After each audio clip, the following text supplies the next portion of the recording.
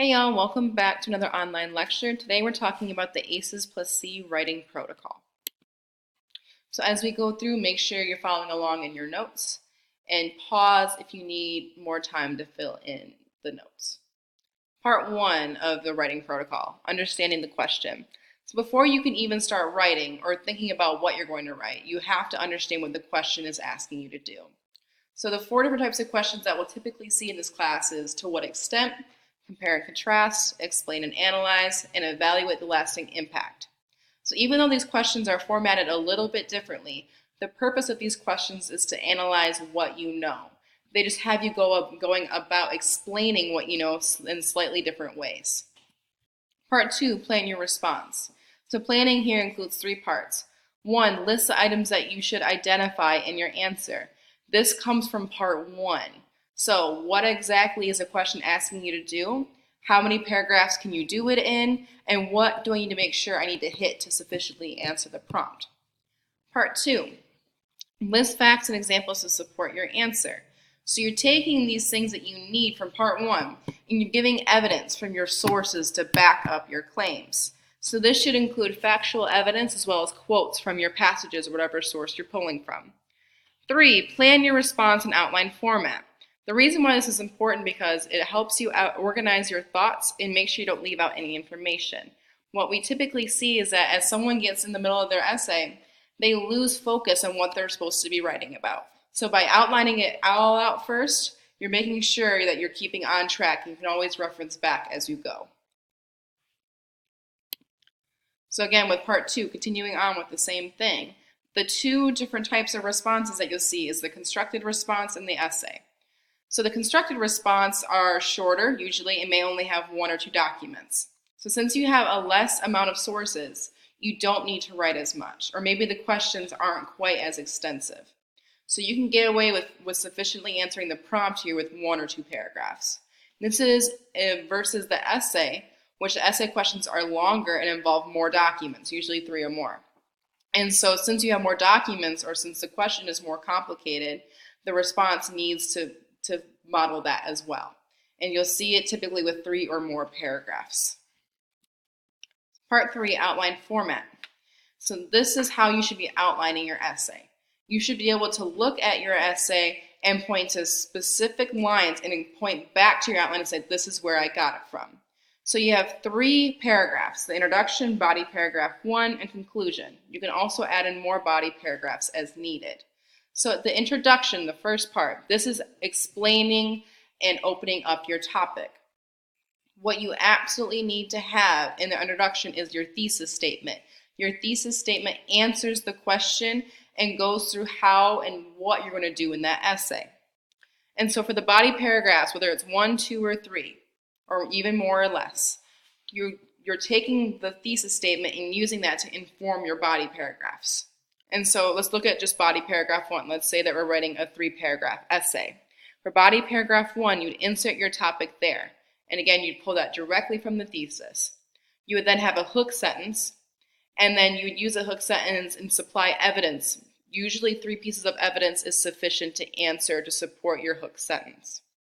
After that, in your conclusion, you're going to wrap it all up and restate your thesis. So let's look at explicitly how to do this, because this is where we get confused. So we have a protocol here, similar to CATCH with the acronym, ACES plus C. So after you plan out your essay, you should write using the ACES plus C protocol. So 1, answer the question. 2, cite your evidence, examples to support your argument. 3, explain your evidence, examples. 4, summarize your argument. And 5, conventions. So step 1, answer the question. This goes all the way back to part 1, where you're figuring out what the question is asking you and you're sufficiently answering it. So here you need to explicitly answer the question provided in the prompt. This will become your thesis statement, which is one of the most important parts of your whole essay or constructed response. So for example, evaluate the lasting impact of the destruction of the buffalo population on Native Americans. So the way that you would answer this, if you want to argue it this way, is you would say the lasting impact of the destruction of the buffalo population on Native Americans was negative because the Native Americans depended on buffalo for their way of life. So you see here in the example question, the rewritten statement just takes the question, rewords it, and then adds on the answer at the end.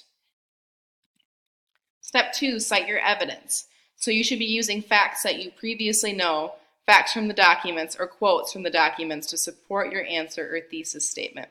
So for a constructed response, you should use 3 pieces of evidence, minimum. For an essay, you should use 3 pieces of evidence per body paragraph. It's super important. So if you have a 4-paragraph essay, you should have at least 6 pieces of evidence. Let's go ahead and take it back to the example we just gave. So at the top here on the right, you can see I have the same thesis statement. The lasting impact of the destruction of the buffalo population on Native Americans was negative because the Native Americans depended on buffalo for their way of life. So now I'm going to cite my evidence.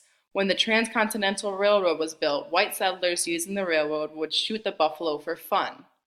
The Native Americans used buffalo for food, clothing, and tools. Some Native American tribes are nomadic and followed the tribe.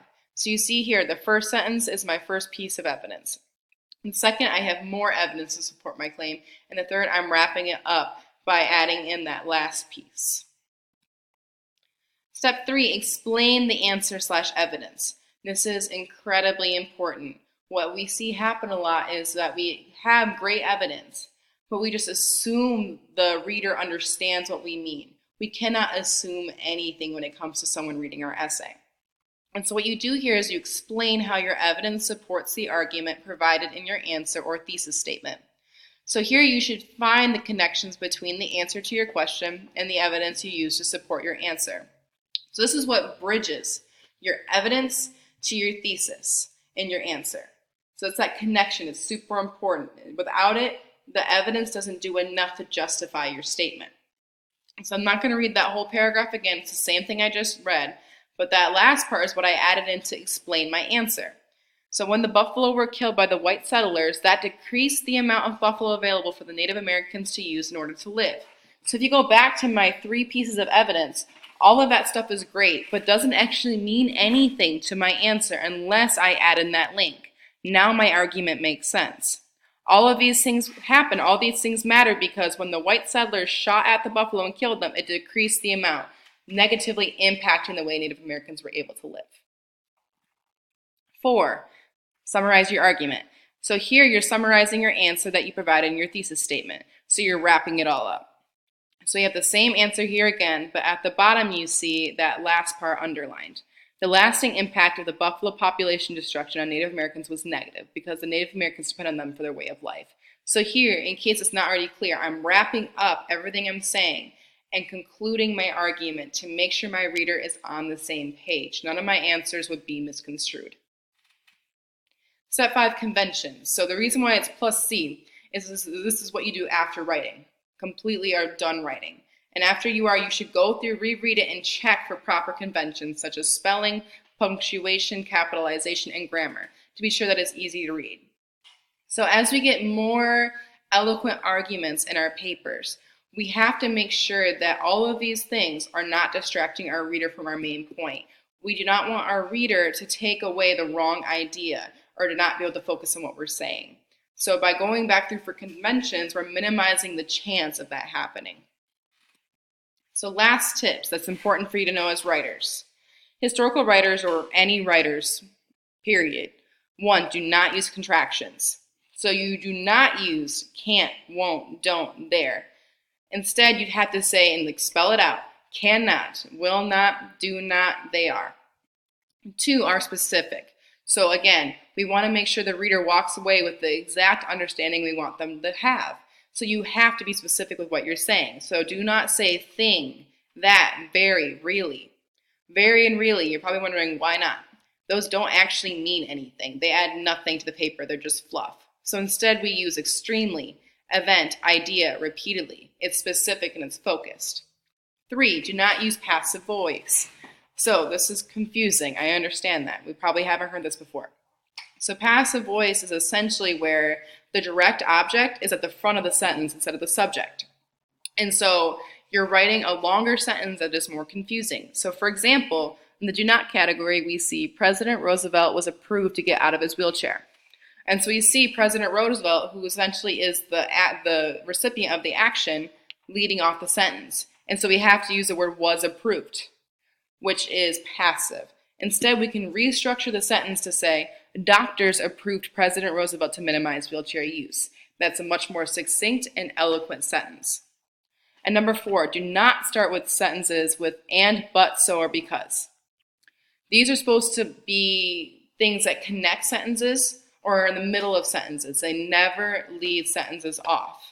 So do not, for example, say, but the Egyptians, ... Instead, you can say, in addition, the Egyptians.